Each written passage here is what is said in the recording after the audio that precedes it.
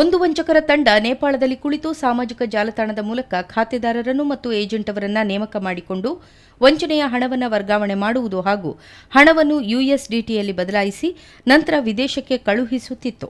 ಸೂಕ್ತ ತನಿಖೆ ಹಾಗೂ ತಾಂತ್ರಿಕ ವಿಶ್ಲೇಷಣೆಯಿಂದ ಪತ್ತೆ ಕಾರ್ಯ ಮಾಡಿ ವಂಚಕರ ಗ್ಯಾಂಗ್ ಅನ್ನು ದಸ್ತಗಿರಿ ಮಾಡಲಾಗಿದೆ.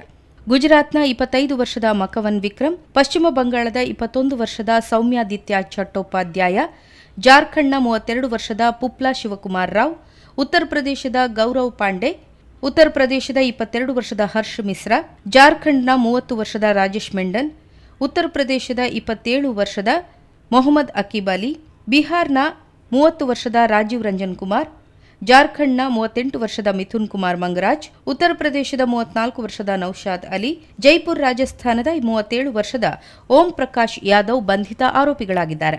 ವಂಚಕರಿಂದ 1 ಲ್ಯಾಪ್ಟಾಪ್, 21 ಮೊಬೈಲ್ ಫೋನ್ಗಳು, 20 ವಿವಿಧ ಕಂಪನಿಯ ಸಿಮ್ ಕಾರ್ಡ್ಗಳು, 20 ಬೇರೆ ಬೇರೆ ಬ್ಯಾಂಕ್ ಡೆಬಿಟ್ ಕ್ರೆಡಿಟ್ ಕಾರ್ಡ್ಗಳನ್ನು ವಶಪಡಿಸಿಕೊಳ್ಳಲಾಗಿದೆ ಎಂದು ವಿವರ ಒದಗಿಸಿದರು.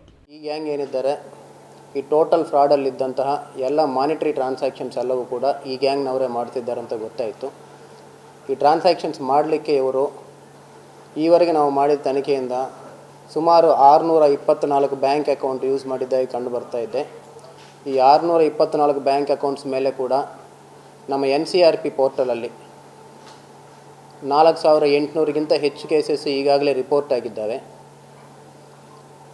ನಮ್ಮ CN ಪೊಲೀಸ್ ಠಾಣೆಗೆ ಪ್ರಕರಣ ಸಂಬಂಧಪಟ್ಟಂತೆ 1,38,00,000 ಫ್ರಾಡ್ ಆಗಿತ್ತು. ಈ ಕೇಸ್ ತನಿಖೆ ಮಾಡ್ತಿದ್ದಾಗ ಈ ಎಲ್ಲ ವಿಷಯಗಳು ಕೂಡ ಹೊರಗೆ ಬರ್ತವೆ, ಎಲ್ಲ ಟೀಮು ಅರೆಸ್ಟ್ ಆಗ್ತದೆ.